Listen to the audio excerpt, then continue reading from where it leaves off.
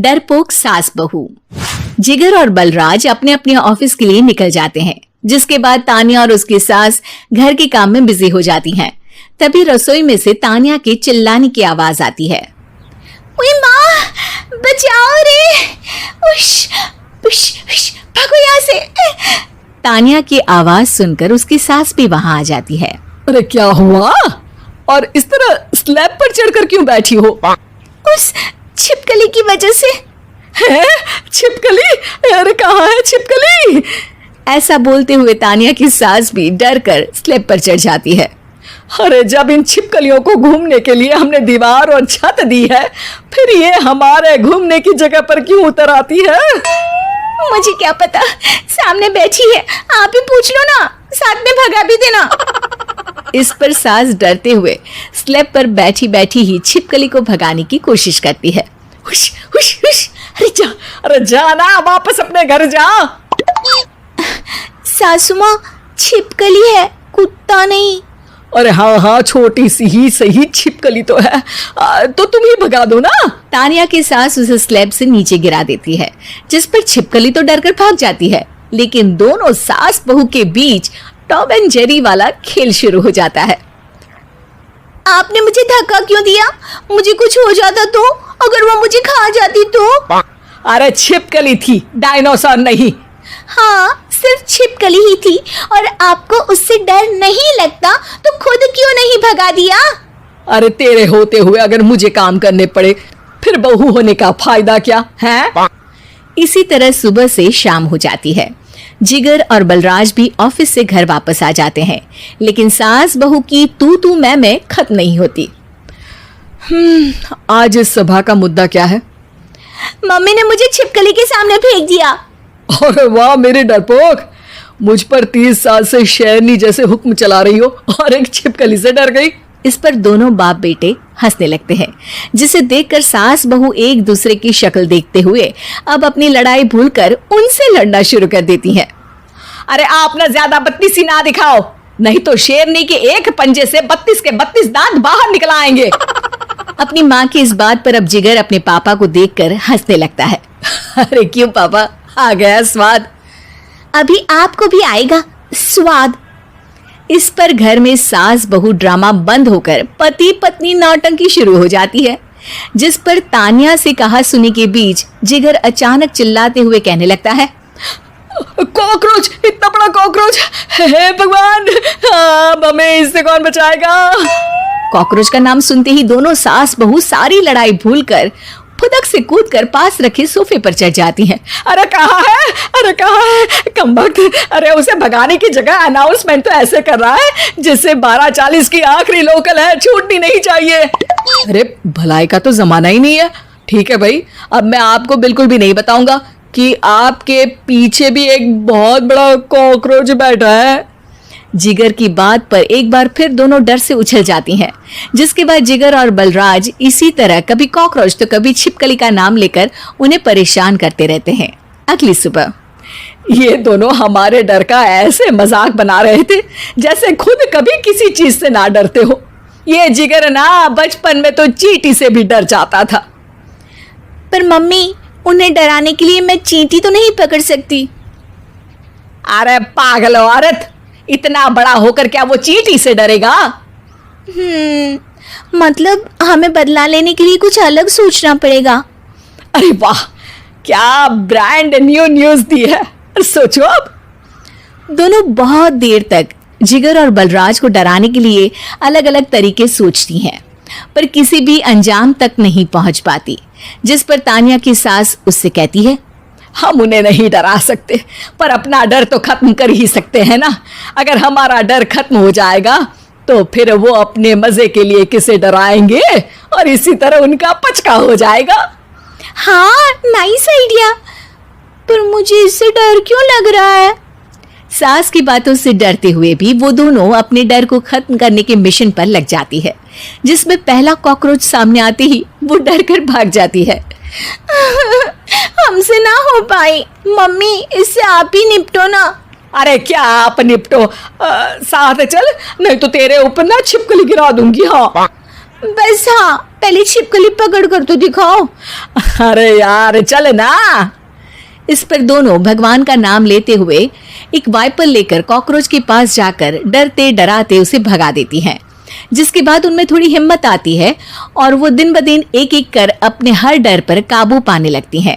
कुछ हफ्तों बाद, वाह मम्मी, आइडिया तो मस्त था। अब कॉकरोच हो या उसका बाप, मैं किसी से नहीं डरती। अरे शाबाश। और मैं छिपकली हो या उसका पूरा गैंग, सबके छक्के छुड़ा दूंगी।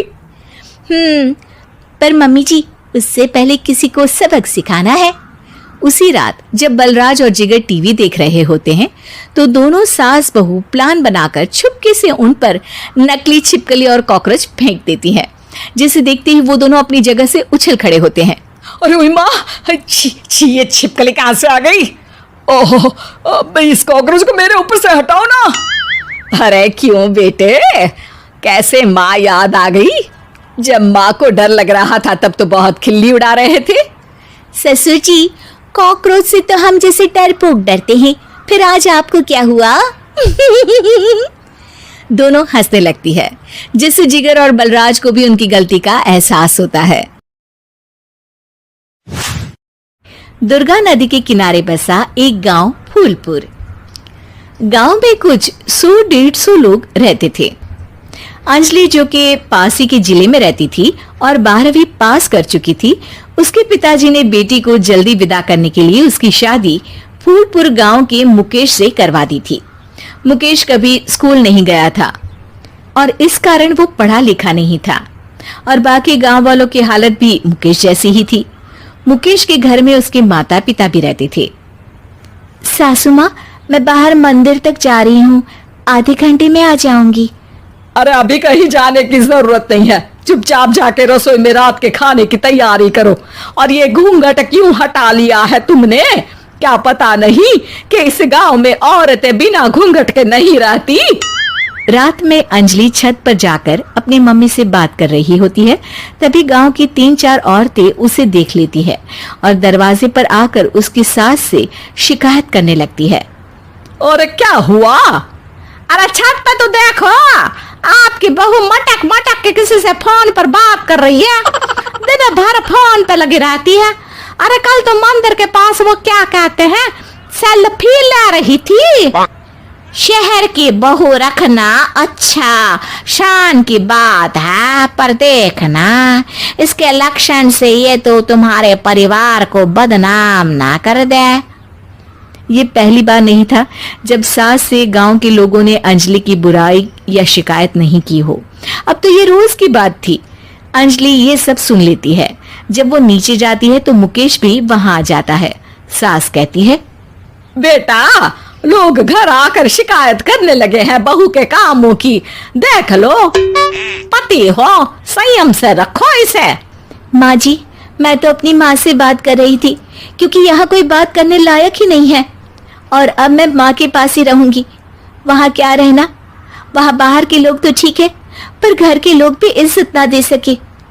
अरे नहीं नहीं अंजलि, ऐसा नहीं है, धीरे धीरे सब ठीक हो जाएगा, तुम फिक्र ना करो। अरे बस कुछ बोलना ही नहीं है, सर पे चढ़ा रखा है बहू को।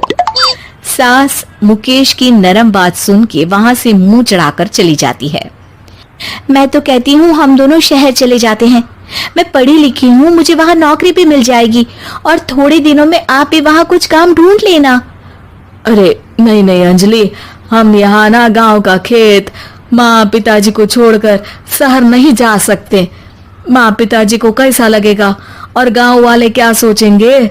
ये कहकर मुकेश सोने चला जाता है और अंजलि की गांव वालों द्वारा बुराई का सिलसिला बहुत दिनों तक चलता ही रहता है।